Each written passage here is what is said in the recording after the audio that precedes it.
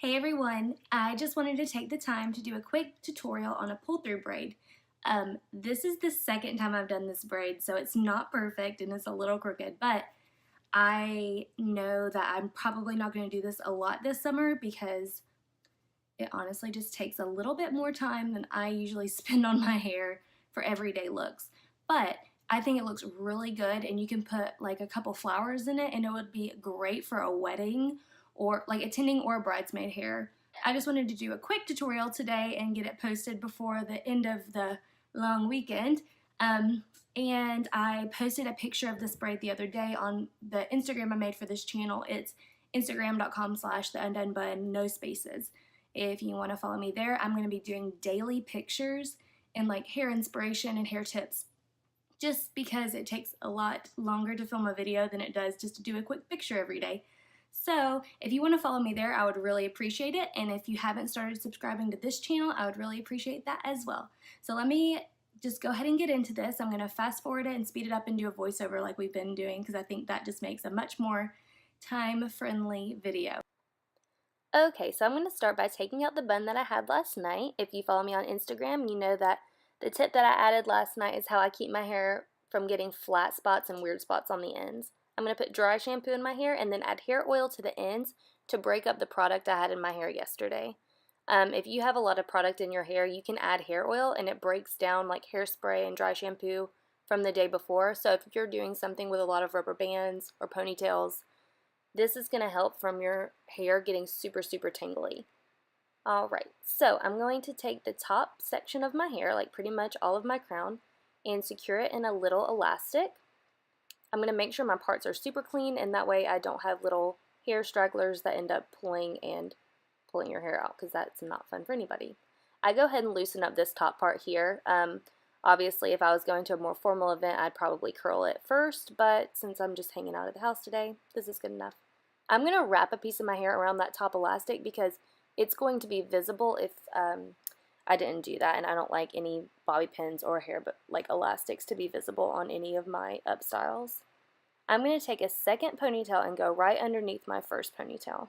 It's going to be a significant amount smaller, but don't worry about it, it'll even out. Take the top ponytail and split it in half. You're going to take the second ponytail and pull it through the top ponytail. Add just a little bit of hair to the top ponytail because it's a lot thicker than your second ponytail. And that's going to be the new second ponytail. Okay, so like now the top ponytail is going to be, we're just going to call that 1. Alright, so we're going to split the top ponytail again and bring that that second ponytail up to the top and secure it. And you're going to add more hair to this one because this ponytail is going to be thinner than the top one. You don't have to do that, but I just liked to do that because I felt like it created more balance as I went down the hair. I like the ponytails to be a more even size. That way you get more even like pull throughs. And you're going to keep doing this. So split the top and bring that bottom section up through the center and clip it out of the way. Add hair, and then you're just going to ponytail it again. You can do these as small or as big as you want. Obviously, the smaller, the more detailed. Like if you were going to do this for a super formal event or even like a bride, you can do teeny tiny ponytails all the way down, and it's just going to be super detailed and super pretty. Make sure that you keep your hair clipped up, because if you don't, it makes it a lot harder. And keep those elastics tight, because apparently that got a little loose on me. Okay, clip that top part up, and we're going to secure the last elastic around the nape of the neck.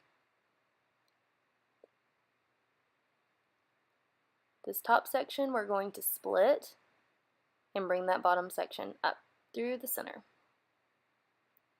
And now we're going to start through the bottom of the braid. This is where it gets super easy. That was actually the hard part.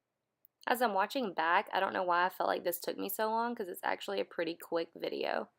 Probably because I had to do it twice because I messed up the first time. Anyway, okay, as you get to the ponytail part, what you're going to do, well, what I did is I pulled it kind of to the front of my head because I realized that was going to be a lot easier. So what would be the top section, I'm going to split in half and just pull in front of the bottom section and then elastic it. And you're just going to do that the whole way down. The part that's behind, you're going to split and bring it to the front. You can do these as close together, as far apart as you want. Like I said, on the top, the closer together they are, the more detailed, the further apart, obviously the looser pull through you're going to have. So I just quickly did this, and this part was super, super easy and super, super fast. And that was it. That's all you got to do to get to the pull through braid. But what really makes it look good is fluffing it up. So I'm going to speed it up even faster and show you guys how to fluff it really quickly. So what I'm doing is I'm starting at the bottom and working my way to the top, pulling out however big or small that you want it. Just make sure that you're pulling it an even amount on both sides, and that way your braid's going to stay centered and be like even and balanced. I went and got a mirror so I could look in the other mirror and make sure everything's looking right from the back.